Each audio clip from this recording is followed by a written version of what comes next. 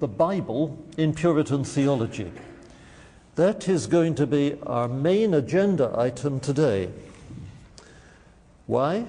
Well, because the Puritans were first and foremost theologians, and the basic matter for any theologian is his method, which reflects his epistemology, that is to say, his understanding of what it is that we know as from God and how we come to know it. And for the Puritans, the answer to that question had to do with the Bible. It was in the Bible, they maintained, that God's mind is set forth.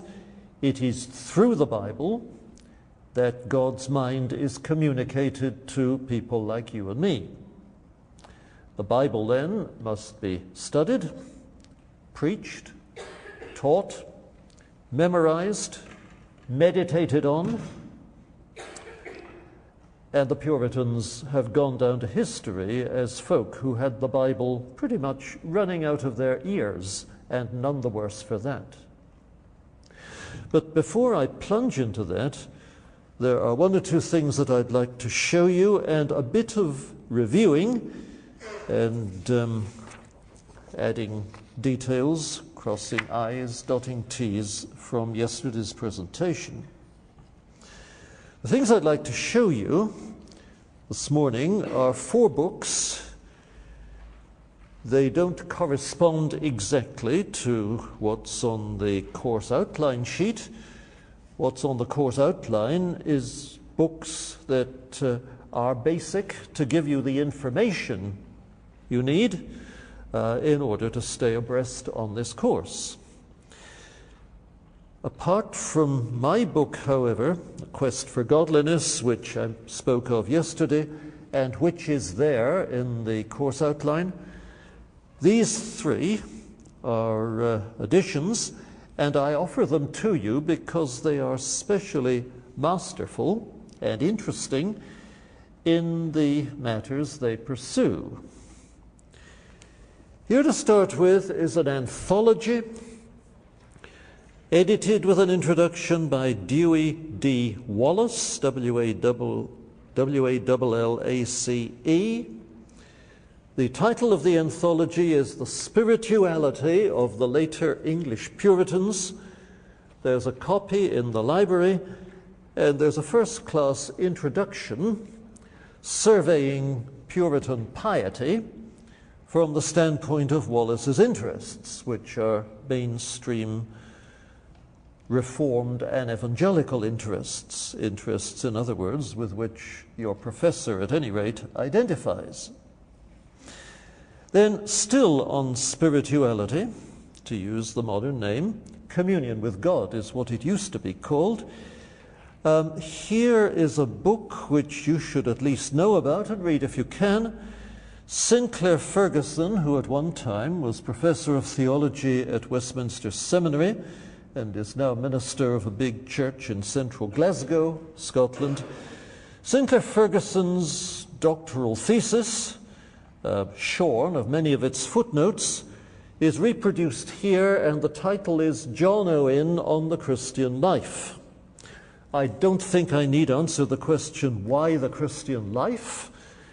I said yesterday that for the Puritans, and I think for you as evangelical visitors to Regent Summer School, the Christian life is, when you get right down to it, priority number 1 for the believer. Pietism was right in its positive thrust, even if the limitations that it sometimes imposed on its theological interests were wrong rather than right, and produced a kind of godly Christian whose mindset is narrower than the Bible point of view. But that's a problem that developed after the Puritan era. That's a problem with which you and I have to deal, because the 19th century and the first half of the 20th century was the period during which that problem emerged. In the Puritan era, a passion for piety that is, for communion with God, bringing glory to his name and joy to the Christian's own heart, wasn't in any way opposed to either theological concern on the one hand or community concern on the other. The complaint about pietists in these latter days has been that they don't take enough interest in theology and they don't take enough interest in society, community life, the social reality of being a Christian, first in the church and then in the body politic which we call the state. So that the modern pietist tends to be not just an individual in Christ, very conscious of his or her own individuality in Christ, but the pietist tends to be an individualist in Christ. That is, a person who's constantly going off on his or her own to do their own thing, where greater wisdom and insight would have led them to more identifying with the church, the community, the national interest, and the church's never-ending theological tasks than they actually achieve. Well, that's by the way, but I say it so that you won't misunderstand when I tell you that the Puritans may properly be called pietists and applauded for being such. Well, the basis of their godliness was the Bible, as we shall see before this morning ends. Yesterday, I did, in a very cursory way, a survey of who the Puritans were and what they aimed at and what their theological focus was. I would like to remind you of some of the things I said as a springboard for what I'm going to explore with you now. Who were they? Well, it became clear, I think, that they were the left wing, that is, the wing that sought further reformation, the left wing of the Reformed Church of England. We surveyed the history very quickly, the history which tells how the Church of England became, as I might say, as you might say, as many of the Puritans said, a tolerably, though not yet perfectly, reformed church. And I spoke a little about the Puritans as a constituency with preachers, pastors at its heart that sought further reformation in the Anglican way of worship and further reformation in the Anglican pattern of church government.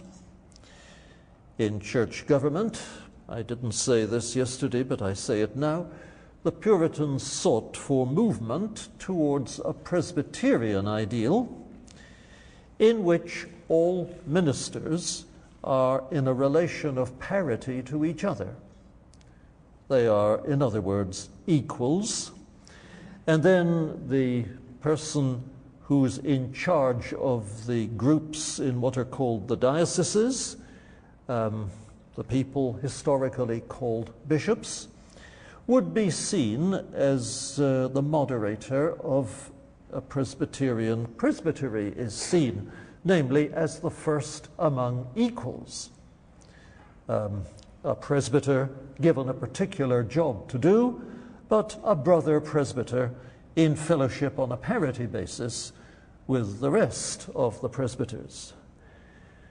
This was always the Puritan ideal, and they were always quietly unhappy that the bishops of England didn't express this more in the way that they managed their dioceses.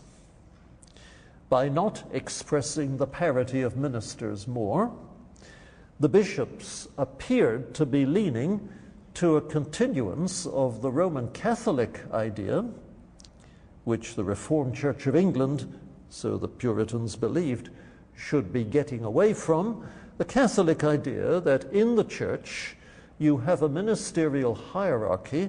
The Bishop of Rome stands as the kingpin at the top of the hierarchy. He inherits the apostolic ministry from the past. He communicates it to the order of bishops, who are the next rank down in the church, pope bishops, bishops looking after dioceses. The bishops, by ordination, transmit this apostolic commission to presbyters, and so the church achieves and maintains its apostolic character through this transmitted ministerial commission, without which, so the Roman Catholics believed, there are no valid sacraments, and Roman Catholics further believed where there are no valid sacraments, there's no guarantee of saving grace, because God's way of ministering saving grace is through the sacraments. Well, the Puritans wanted to get away from all that. They wanted to substitute for the idea of sacramental grace, as the Romans conceived it, belief that it's always through the word and by faith that the grace that saves is received. And they wanted a doctrine of the ministry which would express this. They were quite happy to speak of the church as apostolic, as indeed the reformers had all done before them. But when they spoke of the church as apostolic, what they meant was that it's a body that preaches the apostolic message, the Bible message, the New Testament gospel, and with that does the apostolic work of evangelism and pastoral care, which is a different way altogether of expounding the apostolicity of the church from the Catholic way, as you can see. Well, as I said, the Puritans thought that the Church of England was not perfectly reformed as yet. Nonetheless, it was tolerably reformed, so that they could minister in it with tolerable happiness, and so make their contribution to the conversion of England, which was the goal, from one standpoint, that they'd set before them. On churchly identity, I didn't say yesterday what the, now wait a minute, where is it? What the handout said.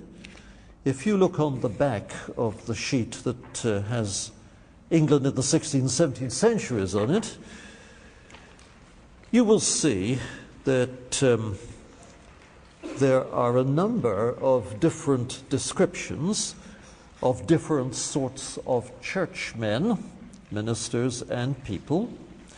The top half gives of the sheet gives a diagram. The bottom half of the sheet gives labels.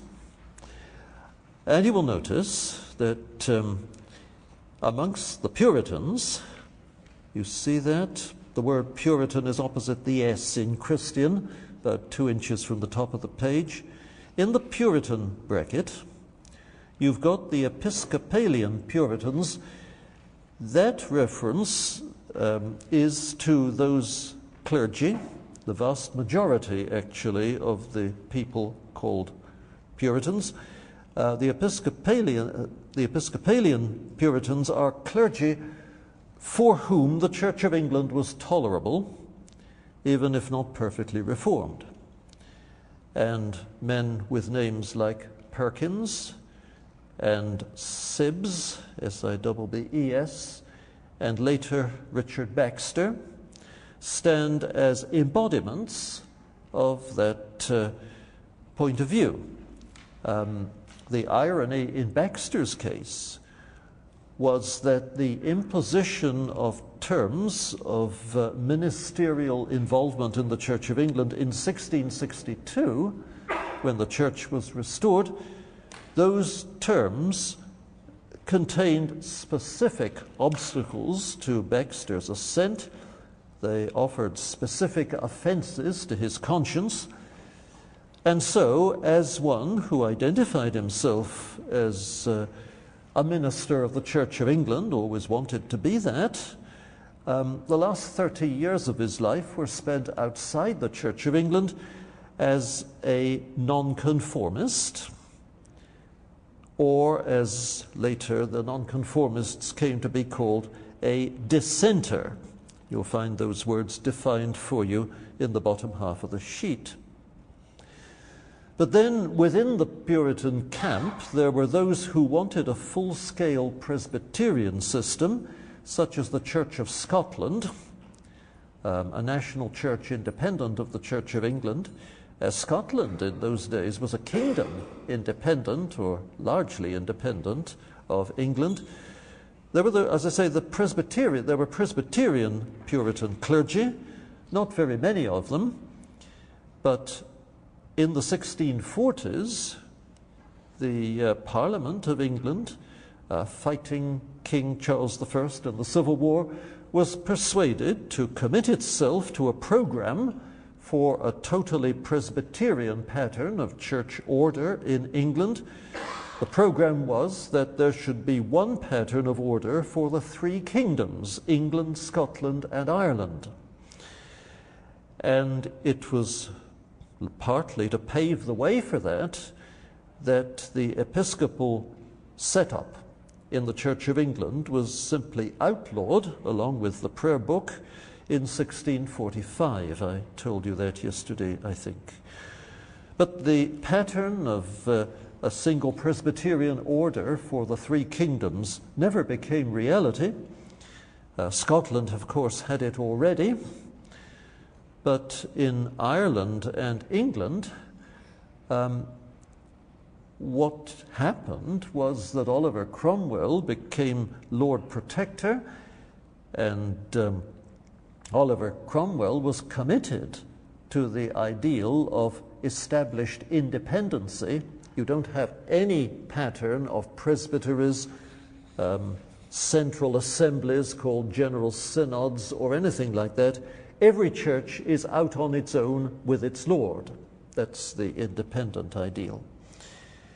And so underneath the word Presbyterian, you've got independent, with the word congregational in small letters underneath.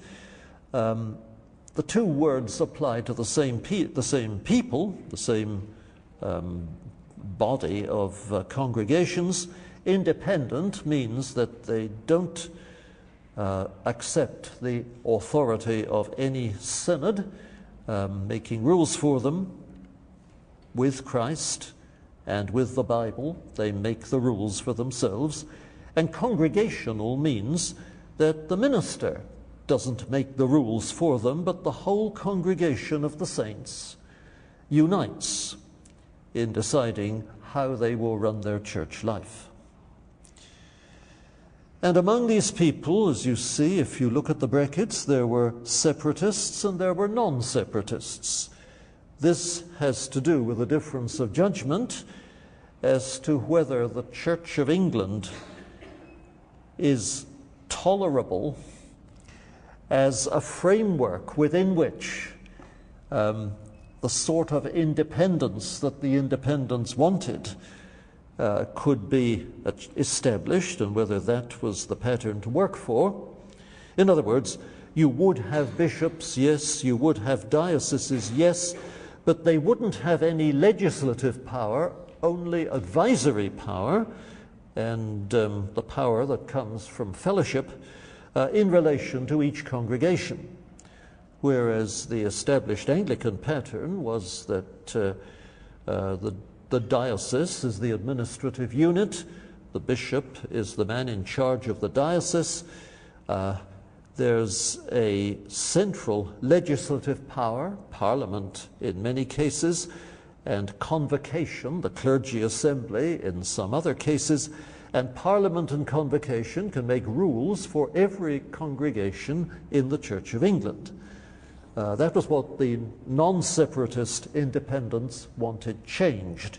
If you want a name to attach to that point of view, William Bradshaw is the English Puritan writer who argued for that most vigorously in a book called English Puritanism, published about 1610. You can see it's a sort of halfway house position, and the thoroughgoing independents, for the most part, were separatists. You see the word separatist under non-separatist. They maintained that there was nothing schismatic about withdrawing from the Church of England and forming congregations of their own. There would still be communion, fellowship at the Lord's table, between themselves and the parish churches, and members of the parish churches would be welcome at their own communion tables. But they would think of themselves as distinct from the Church of England. They would think of themselves simply as independent churches. That's the kind of independency that John Owen argued for. He thought that really the imperfectly reformed state of the Church of England, into which I may say he was ordained, warranted separatist independency, and after 1662, as an independent pastor, who, because of his influential connections, was never put in jail. That made him unusual amongst these non-conforming pastors during that period. But as an independent pastor with some position in London, he wrote about the impropriety of being part of the Church of England and the necessity of godly congregations being separated from the Church of England and, of course, independent of each other as well. He wrote a classic treatise on the foundation principles of Congregationalism. It was called The True Nature of a Gospel Church. You can see there's a further subdivision on the sheet. Pedobaptists included all the people who called themselves Congregationalists. They were the people who believed that God gathers his church by families, and that the appropriate thing to do, therefore, when children are born into families, is to give them the sign, as early in life as possible, of their being included with their parents in the life of the church, just because they are part of the family of which they are part, you see. And so they would continue until they withdrew. It was hoped, of course, that they never would. If they did withdraw, it was a kind of apostasy. They had been in the church and they had withdrawn from it. In the case of the Baptists, who also had an independent pattern of church government, the viewpoint was different.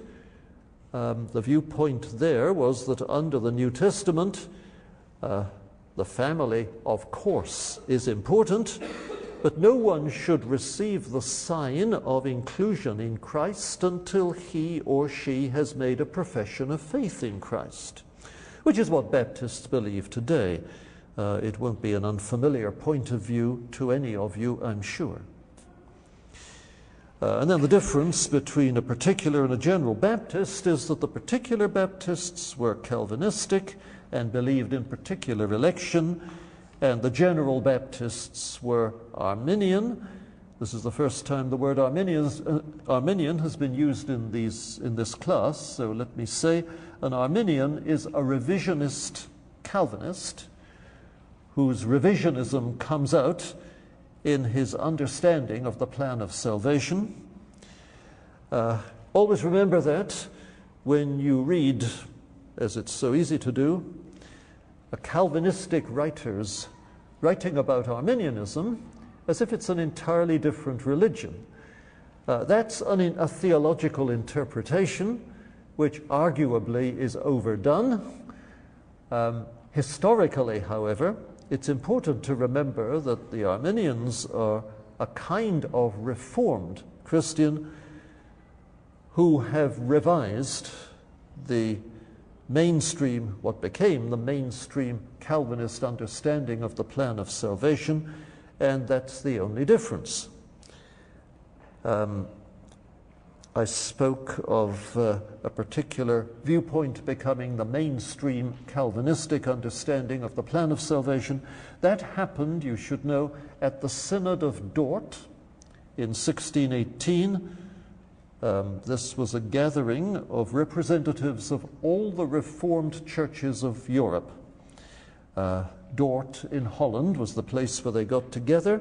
The reason for their getting together was to respond to the remonstrance, as it was called, that the Dutch Arminians, the inventors of the Arminian position, had offered to the Dutch government, pleading that they should be acknowledged as being no less orthodox and no less acceptable in the church than the how can I say it, the classical conventional Calvinists. Tomorrow we'll be thinking about the difference between the Reformed and the Arminian points of view, and you'll see there is a substantial difference. But the remonstrance claimed that the difference was unimportant, and the Synod of Dort was called to decide whether that was so, and the Synod decided that no, the difference is important, and there are far-reaching contrasts between the way that the Arminians think of God and the way that the mainstream Reformed think of God. And it's following the Dort line that Calvinists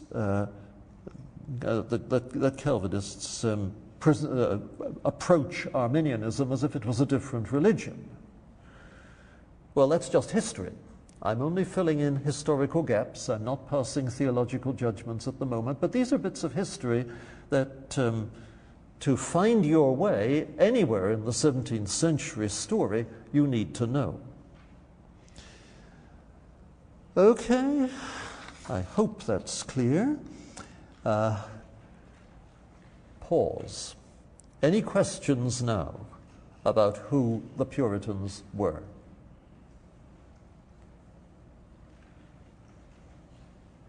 All right, if everything is clear so far, on I go. Still reminding you, but much more briefly, of things that I implied, and in some cases actually said yesterday. What were the Puritans aiming at? Well, they were essentially a religious movement, a renewal movement, an evangelical movement, an evangelistic movement, and you can describe their goals, therefore, by using the following phrases. They aimed at the glory of God in individual lives, in the Church of God in England, and in the public life of England at every point. At every point. You can describe the Puritan movement as a holiness movement. Holiness to the Lord, so the Puritans maintained, must mark every body and everything in the English kingdom.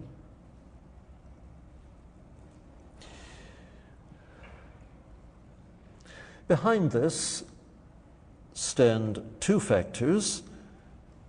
The first I mentioned yesterday, namely the medieval idea that you can't really separate the individual from the community. He is part of it, for better or for worse. He or she contributes to it. He or she is marked by it.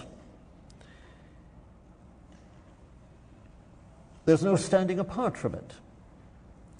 Therefore, you can't have an ideal of holiness for the individual which isn't also an ideal of holiness for the whole community.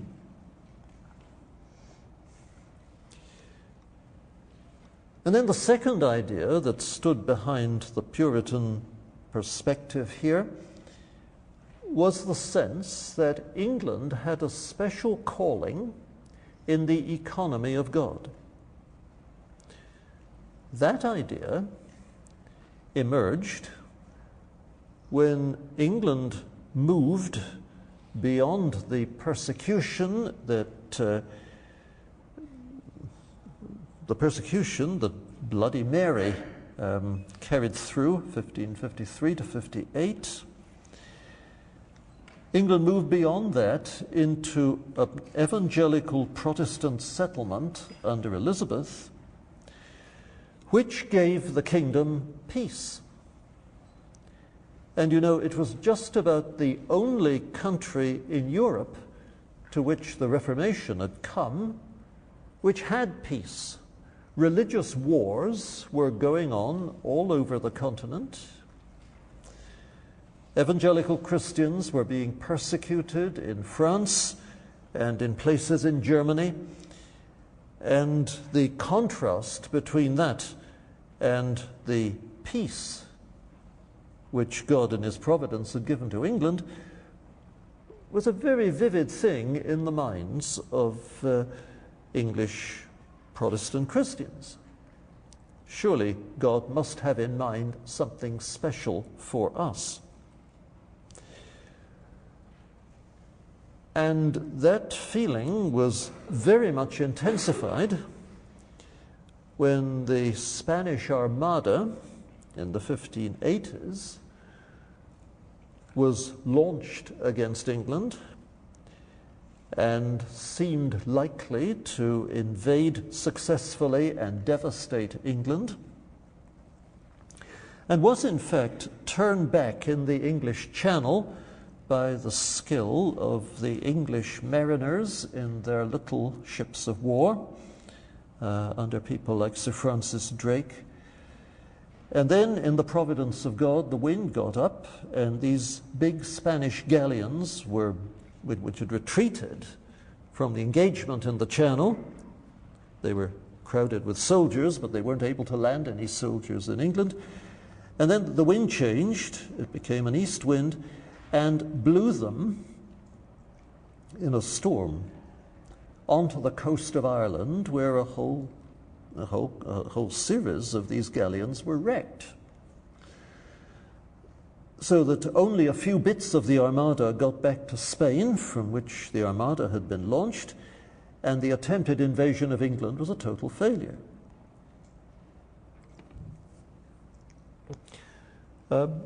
English people saw this as a wonderful providence to be classed with Israel crossing the Red Sea and other such providences, and the turning back of the Assyrians in the days of Isaiah. This was the hand of God showing that he had a special calling for England. And so you find these Puritan preachers, after the Armada particularly, beating the drum about the fact that it is evident that God is calling England to become a model of true biblical godliness to the whole world, and terrible judgment will be in store for England if England fails to rise to its calling. And this perception not only came out in Puritan sermons, it was voiced again and again in Puritan prayers, It was one of the convictions that held the Puritan constituency together during year after year of discouragement, first in the latter years of Elizabeth and then through the reign of James I and of Charles I. The conviction that God had great things in store for England stayed with the Puritans and kept them steady under pressure. And in the 1640s and 1650s, the Puritans, that is the mainstream Puritans, for the most part, believed that the moment of God's transformation of England into a form which would bring in glory at every point, that moment had come. And that was the hope of Cromwell and his fellow administrators under the Commonwealth, just as it was the hope of those many Puritan clergy, the vast majority of them actually, who backed the parliamentary cause in the 1640s. The Restoration punctured that particular balloon. After 1662 and the ejections, no more is heard of this Puritan belief that England has a special calling. What the Puritans said to each other after 1662 was that clearly this is a time of suffering that God has appointed for his people, and we travel in the dark, and we don't know what the long-term outcome is going to be. But until 1660, there was at the heart of the Puritan movement this sure conviction that God has in store, indeed, as God is working out a great destiny for England. One spin-off of that was the colonizing of New England. You know, of course, about that as transatlantic Christians. New England itself is a telltale name. The people who colonized New England were English Puritans who believed that in the providence of God, this was the way in which his great destiny for England was to be fulfilled. They colonized what they called New England as an extension of England, but they did it in order to get away from pressures in both the church and the state that were making spiritual advance in England impossible. So all through the 1620s and 1630s, you had these boatloads of Puritan-minded persons, plus hangers-on. Of course, there were hangers-on. What do you expect? But the heart of the colony was hundreds and hundreds of Puritan-minded persons who looked to God to do wonders in New England. And that wonder, incidentally, in case you are wondering, or rather those wonders, in case you are wondering, would have included the conversion of the Indians, the native Indians, who were in many cases displaced to make room for the colonists. But the colonists wanted to be friendly. They weren't working on the principle that the only good Injun is a dead Injun. That's a 19th century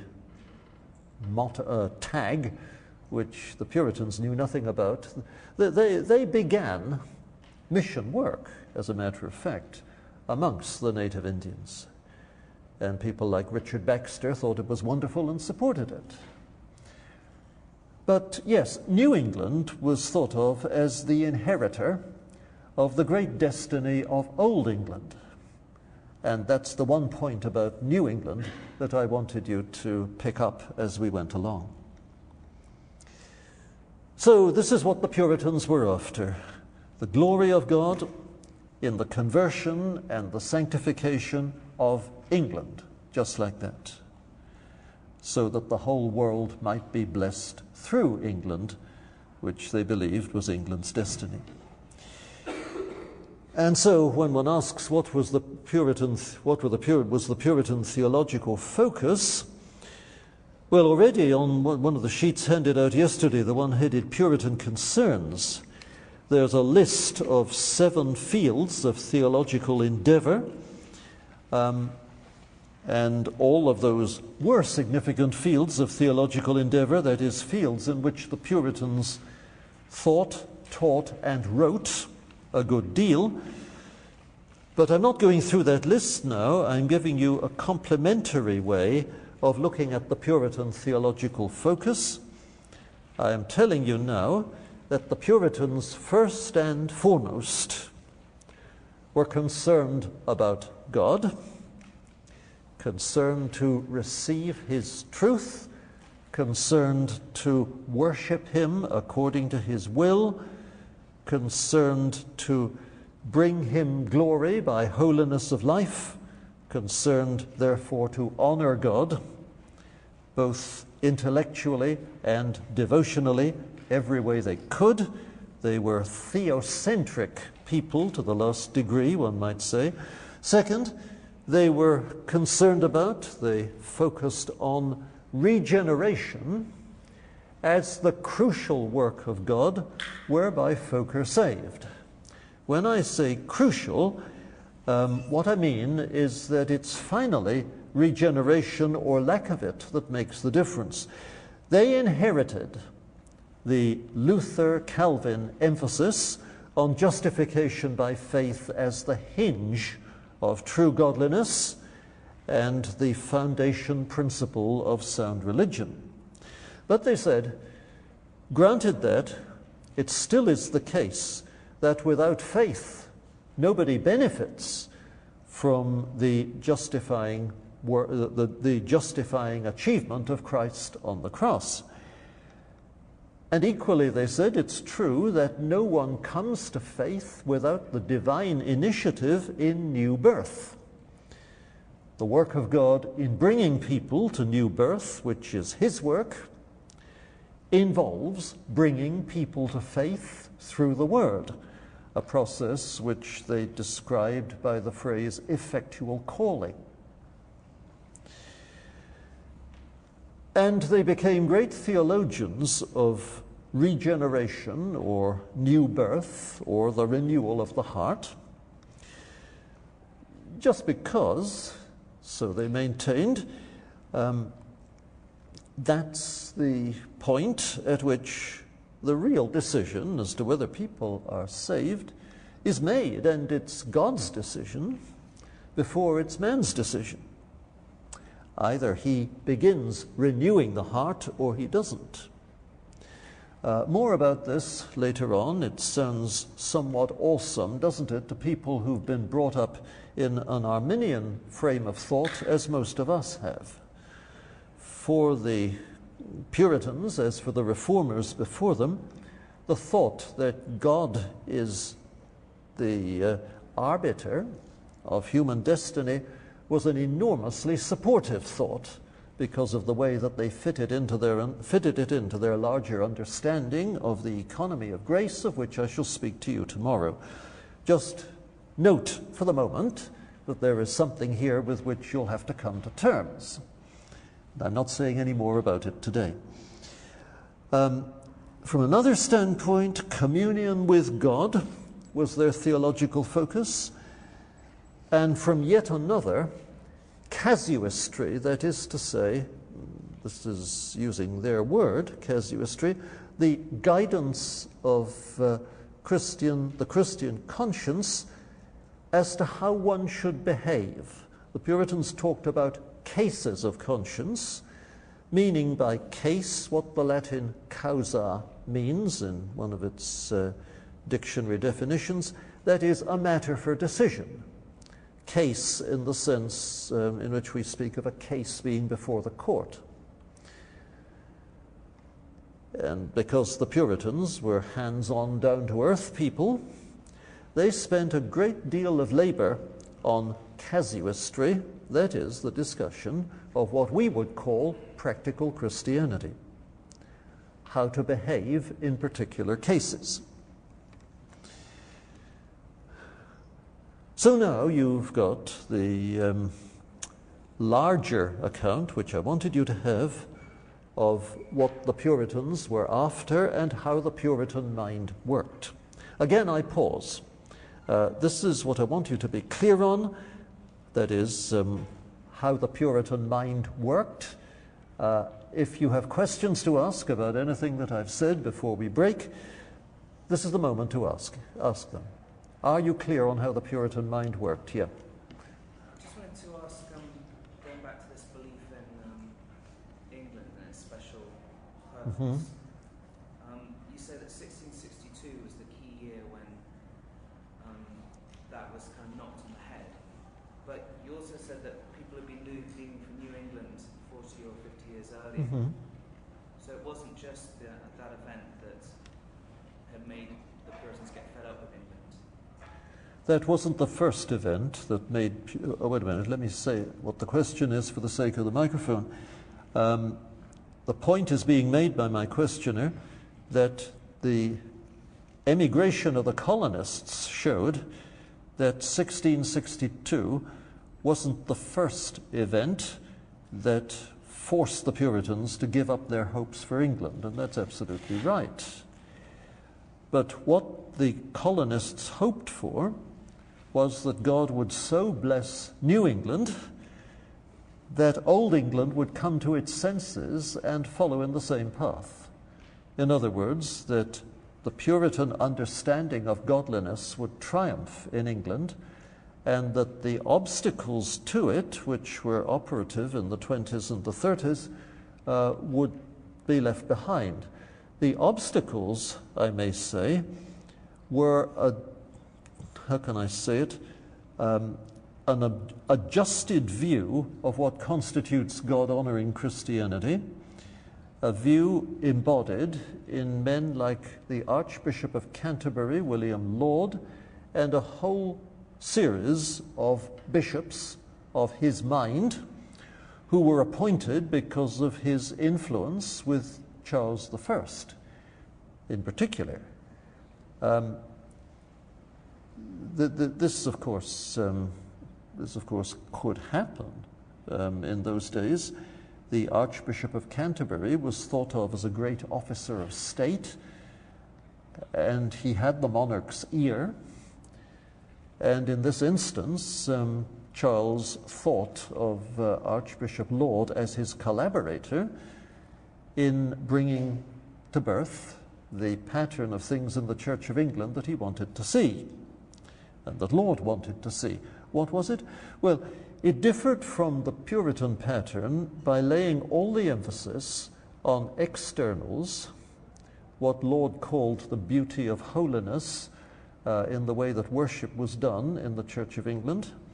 It involved a retreat from the Reformed theology of the Puritans to an English version of Dutch Arminianism. It actively opposed Puritans who were nonconformist in relation to the prayer book requirements for ceremonies at the time of worship, plus the further requirements that Laud made. Clergy who in conscience felt unable to comply with these requirements, although they used all the wording of the prayer book, they nonetheless were brought to book.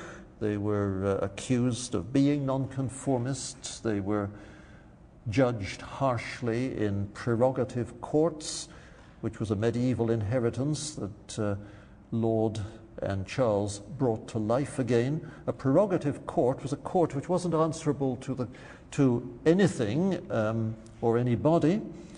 The ordinary English judicial system was thought of as controlled by the common law of England, a body of legal principles that had grown up over the 400 years since the nearly 500 years since the Norman invasion, and had become part of English life, so that you could always appeal to the common law against a particular decision by a magistrate, a judge, whoever in a court.